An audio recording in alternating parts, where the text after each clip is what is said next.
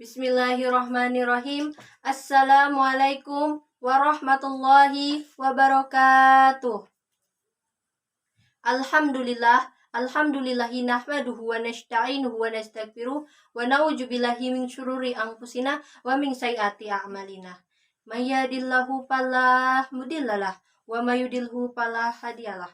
Asyhadu an la ilaha illallah wa asyhadu anna Muhammadan abduhu wa rasuluh la nabiyya ba'da amma ba'du. Pertama-tama dan yang paling utama, marilah kita panjatkan puja dan puji syukur kehadirat Allah Subhanahu wa taala yang telah memberikan kita berbagai nikmat, terutama nikmat iman, Islam serta nikmat sehat panjang umur. Salawat bertangkaikan salam semoga selalu tercurah limpahkan kepada baginda alam, manusia budiman, insan pilihan yang namanya terpampang jelas dalam Al-Quran. Siapa lagi kalau bukan Habibana wa Nabiyana wa Maulana Muhammadin Sallallahu Alaihi Wasallam. Yang terhormat dan yang paling saya hormati Kepala Sekolah SMA An-Najah serta seluruh jajarannya yang tidak bisa saya sebutkan satu persatu. Tapi insya Allah tidak akan mengurangi rasa hormat saya kepada mereka semua. Yang mudah-mudahan mereka semua selalu dalam lindungan Allah Subhanahu wa taala. Amin amin ya Allah ya Rabbal alamin.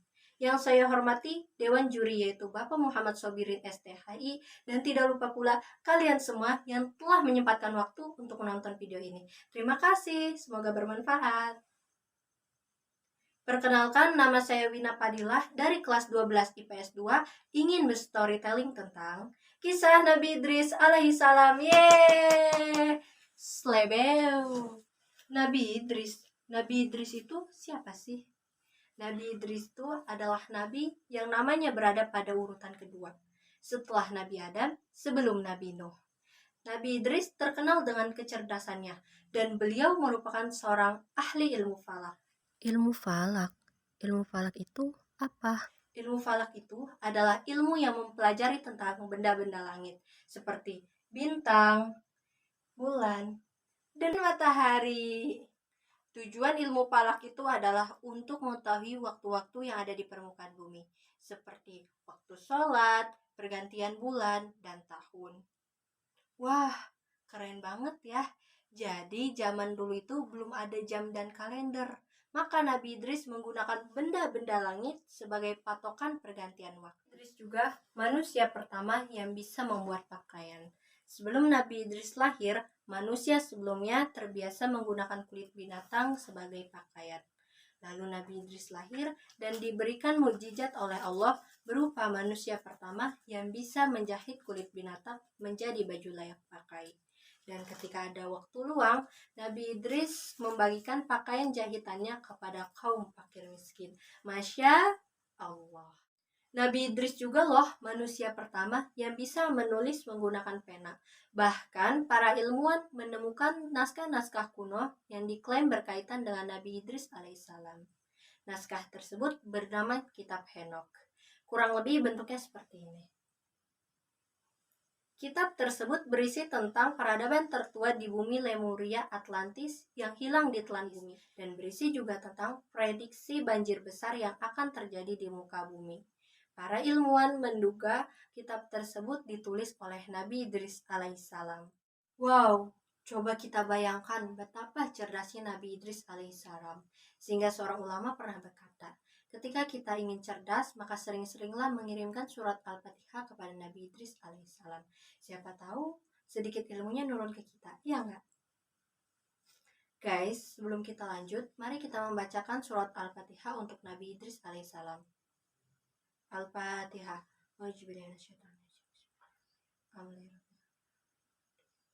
Amin. Brother and sister Pilah, BTW, by the way, Nabi Idris itu pernah merasakan kematian sebelum waktunya loh. Mau tahu ceritanya enggak? Mau tahu aja atau mau tahu banget? Suatu ketika, malaikat maut Ijrail yang sudah sangat lama bersahabat dengan Nabi Idris alaihissalam meminta izin kepada Allah untuk turun ke bumi bertamu kepada Nabi Idris alaihissalam. Dia merasa sangat rindu ingin bertemu dan Allah pun mengizinkannya. Pada malam itu, Nabi Idris kedatangan seorang pria yang membawa banyak sekali buah-buahan, Tentu saja dia adalah malaikat Ijroil yang menyamar. Nabi Idris tidak mengetahuinya. Nabi Idris pun menawarkan makanan kepada malaikat Ijroil, namun ditolak. Akhirnya mereka berbincang-bincang dan pergi keluar untuk melihat pemandangan sekitar. Tak terasa sudah 4 hari mereka bersama. Karena sudah akrab, Nabi Idris pun mulai merasa curiga kepada gerak-gerik sang tamu. Dengan rasa penasaran yang tinggi, Nabi Idris pun bertanya, "Ya tuanku, siapakah sebenarnya kamu?" "Maaf ya Nabi Allah, aku sebenarnya malaikat Ijroil." "Malaikat Ijroil? Kaukah sang pencabut nyawa?" "Benar ya Idris. Sudah 4 hari engkau bersamaku. Apakah engkau tetap menunaikan tugasmu dalam mencabut nyawa makhluk-makhluk di dunia ini?" "Wahai Idris, selama 4 hari ini banyak sekali nyawa-nyawa makhluk yang telah aku cabut. Roh-roh makhluk itu bagaikan hidangan di hadapanku. Aku mengambilnya seperti seorang yang sedang menyuap-nyuapkan makanan." "Lantas, apa tujuanmu datang kemari? Apakah kamu ingin nyawaku?" "Tidak Idris, aku datang memang untuk mengunjungimu, karena aku rindu padamu." "Rindu? Jangan rindu, berat. Kamu tidak akan kuat, biar aku saja." "Canda rindu." "Wahai Ijrail, saya punya satu permintaan. Tolong cabut nyawa saya. Saya ingin sekali merasakan sakaratul maut yang banyak orang katakan sangat dahsyat." Malaikat Ijrail pun meminta izin kepada Allah, dan Allah izinkan. Dicabutlah nyawa Nabi Idris alaihissalam. Malaikat Ijrail menangis melihat sahabatnya menahan rasa sakitnya sakaratul maut. Setelah dikembalikannya nyawa Nabi Idris pun ikut menangis sejadi-jadinya. Nabi Idris tidak bisa membayangkan jika manusia-manusia merasakan sakaratul maut dengan kedahsyatan yang sama. Nabi Idris tidak tega bila kita umatnya merasakan sengsara di ujung hidupnya. Maka sejak saat itu, Nabi Idris mulai giat berdakwah dan mengajak umatnya kepada jalan kebenaran. Setelah itu, Nabi Idris kembali meminta permintaan aneh kepada malaikat Ijrail, yaitu ingin berjalan-jalan ke surga dan neraka. Malaikat Ijrail bilang, "Banyak mau lu Dris." "Ya kan ceritanya best friend. Bebas best friend mah, canda best friend." Destinasi pertama yang dikunjungi oleh Nabi Idris adalah neraka.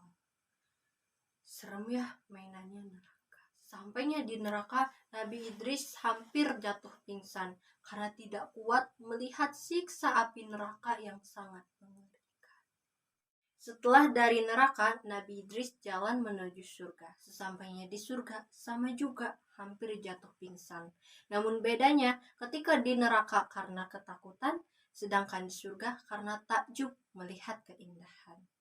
Malaikat Ijrail berkata, "Nanti setelah hari kiamat dan seluruh amal ibadah dihisap oleh Allah, barulah Tuhan boleh menghuni surga bersama para nabi dan orang-orang beriman lainnya. Kalau begitu, aku akan beribadah sampai hari kiamat." Ada kejadian lucu nih. Karena Nabi Idris masih betah di surga, akhirnya Nabi Idris mencari akal agar bisa ke surga lagi. Gimana ya caranya supaya bisa ke surga lagi?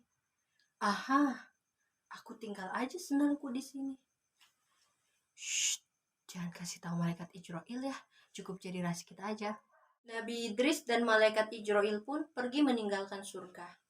Sampainya di bumi, Nabi Idris berkata, "Ya Ijrail, sendalku ketinggalan di surga.